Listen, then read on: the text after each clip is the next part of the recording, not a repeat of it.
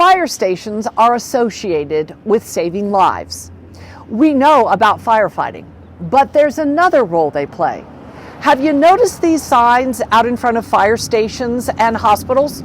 Well, you can thank my former colleague and dear friend at CBS4, reporter Jodi Brooks. Here in Colorado, we've saved exactly 100 babies that we have documented. And across the country, we've saved over 5,200 babies. The thought of newborn babies being left unseen and unsafe in dumpsters pierced her heart. It just started with this idea to help these women in that moment of panic, facing a lifetime of guilt or possible prosecution, and then you save this baby, and then all of a sudden these families who have been waiting to finally have a baby to call their own.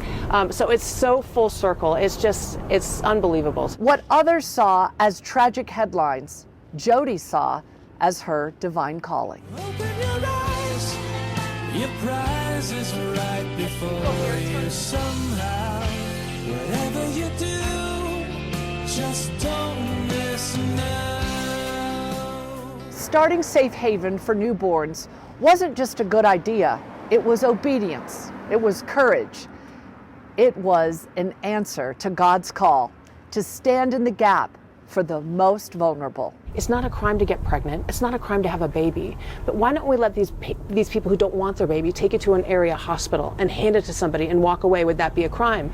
And the DA said no, as long as the baby's not abused or neglected or abandoned, but get the hospitals to agree to do that.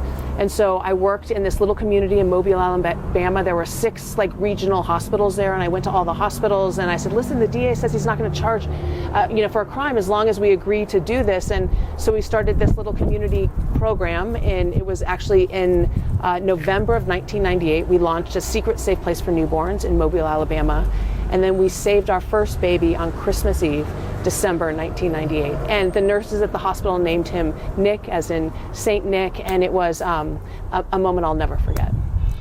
Hello, my name is Hallie, and I am a Colorado Safe Haven baby, and probably one of the first.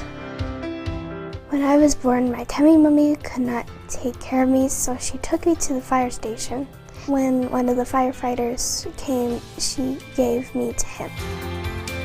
When my mom and dad tell my story, they always tell me how brave my tummy mummy was.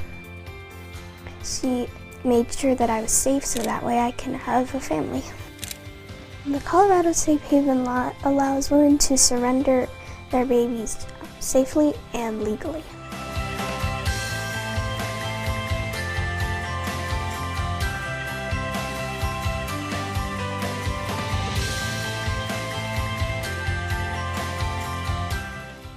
The law gives women a choice to either hide the baby or give the baby a safe place so that way one day it can have a family. The first time my mom and dad saw me at the hospital, they were like, we just have to get the baby. I have a mom and a dad and 2 siblings. I love them so much. A very happy and loving family. I do have some questions about my tummy mummy. Who does she look like? Did she have any other kids besides me? And where is she today? I met the firefighter that was there that day. He told me I looked a lot like my tummy mummy. I like telling my story because it makes me feel special. If it weren't for a law like this, then where would I be now? If you are pregnant and you are hiding your baby, you need to know that you still have a choice. You can either hide your baby or you can keep it safe. It can have a home and they will love you for what you did. One day I want to meet my birth mother, and when I do, I would like to tell her thank you for keeping me safe and that I'm very proud of her. So the law today says take your unwanted newborn to an area hospital or fire station, hand it to somebody, walk away, no questions asked, as long as that baby is 72 hours.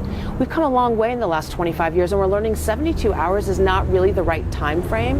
When we started this, we thought, okay, let's create urgency. Let's make it like these women haven't had any prenatal care. Let's create urgency. Not 3 days, but 72 hours. Take it somewhere so that baby's safe. But we've learned today that through postpartum depression, depression, and that 72 hours is not the right time frame. These people need more time. These women need more time. These families, sometimes it's the boyfriend or the father, whoever is involved, need more time. So we want a 30-day window, which is where most states are today across the country. So if people want to donate or they want to get involved, how do they do it? Yeah, go to our website, coloradosafehavenfornewborns.org, actually, and then you can learn more about how to get involved, how to come to one of our events, and how to get more education and help us spread the word. Open your eyes, your prize is right